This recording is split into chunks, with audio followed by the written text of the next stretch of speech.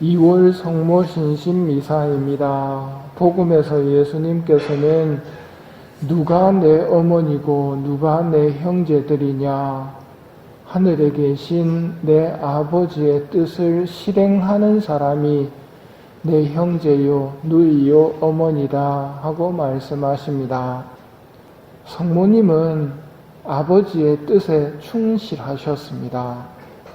예수님의 잉태에서부터 십자가, 제사, 성령 강림 때까지 성모님은 하느님의 뜻을 실행하셨고 지금 이 시간에도 인류를 향해 부디 하느님께로 돌아오느라 하느님은 용서와 아버지다운 사랑을 주시려고 너희 모두를 기다리고 계신다 하고 알려주십니다.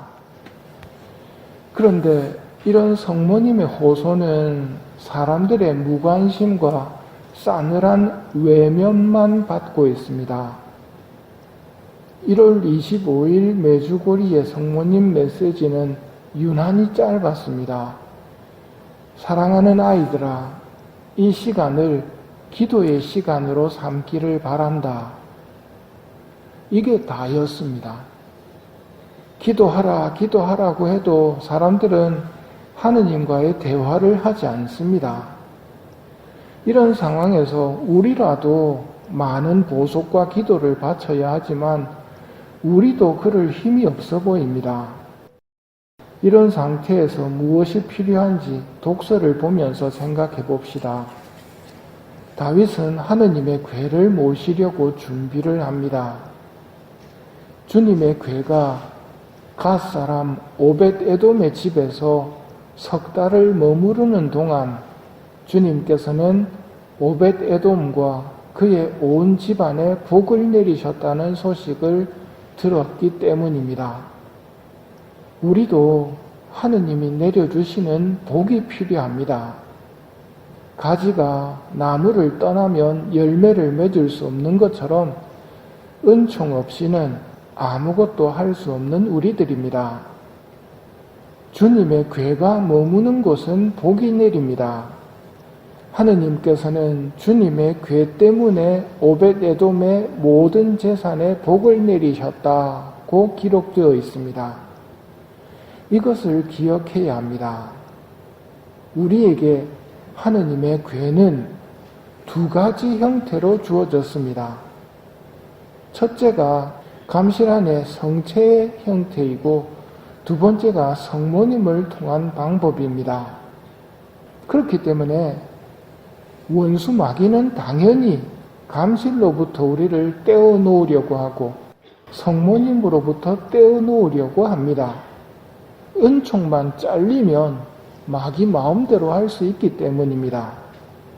감실에 대한 예수님의 말씀을 들어봅시다. 성체는 제대로 경배받지 못하고 있다.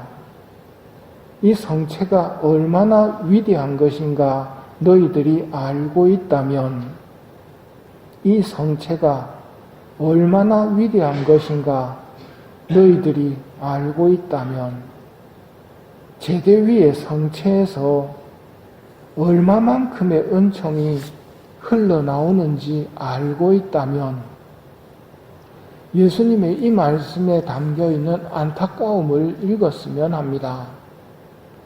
성체 조배가 줄어들고 성체 앞에서의 불경과 무관심은 커져갑니다.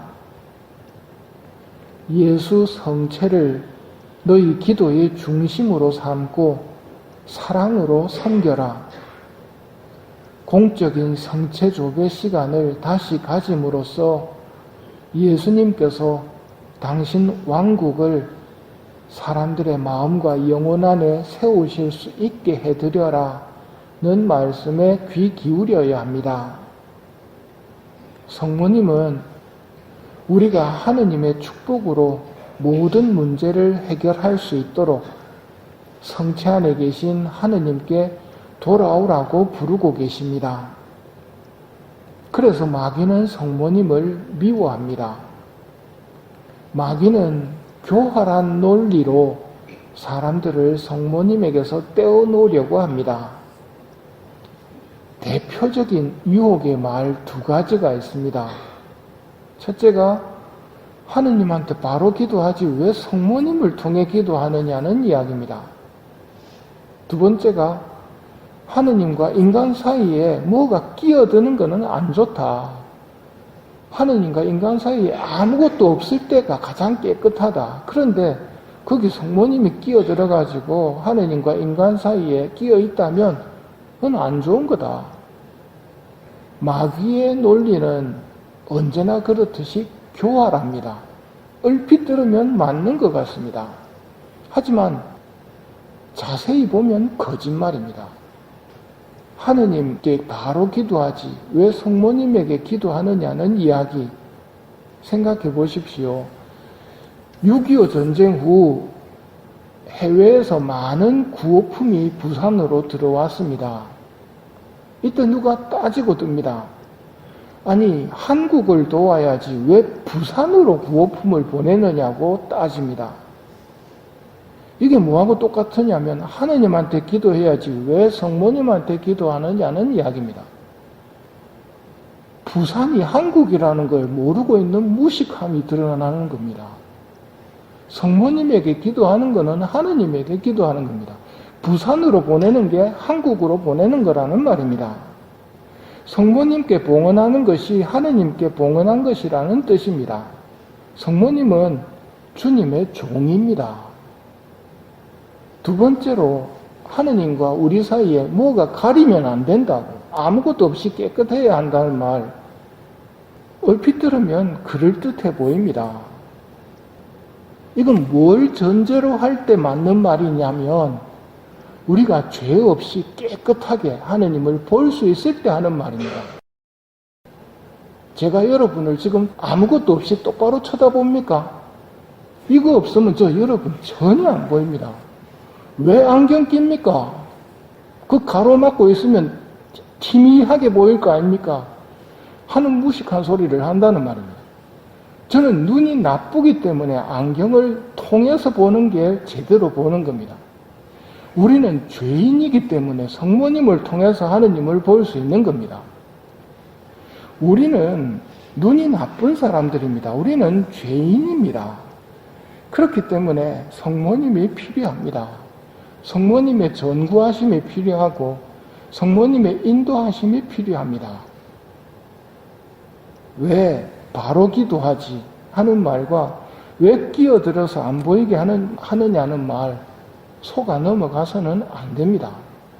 복잡하다면 여러분이 바치고 있는 성모성을 가만히 들여다보십시오. 태중의 아들 예수님 또한 복되시나이다. 왜 태중의 아들 예수님 그 상태를 자꾸 성모성을 하면서 언급할까요? 성모님과 하느님과의 관계가 바로 그 관계이기 때문입니다. 산모와 태와의 관계. 예수님하고 직접 대화하겠다고 성모님 비결하고 하는 것은 무식한 소리입니다. 성모님이 하느님과 우리 사이를 가린다. 그러니 엄마는 없어져라. 아이하고 나하고 이야기하겠다. 말도 안 되는 소리란 말입니다. 현실을 제대로 못 보게, 내가 죄인이고 부당하다는 걸 못 볼 때 이런 교만한 생각으로 왜 끼어들어서 성모님은 하느님과 우리 사이를 방해하느냐고, 하느님을 선명하게 볼 수 있도록 없어지라고, 이런 소리를 마귀가 하고 마귀한테 넘어간 사람들이 목소리를 높이는 겁니다. 태중의 아들 예수님과 성모님은 한 몸입니다. 부산이 한국인 것처럼 성모님에게 하는 것이 태아에게 하는 것입니다. 오늘날 모든 문제들은 하느님만이 해결할 수 있습니다.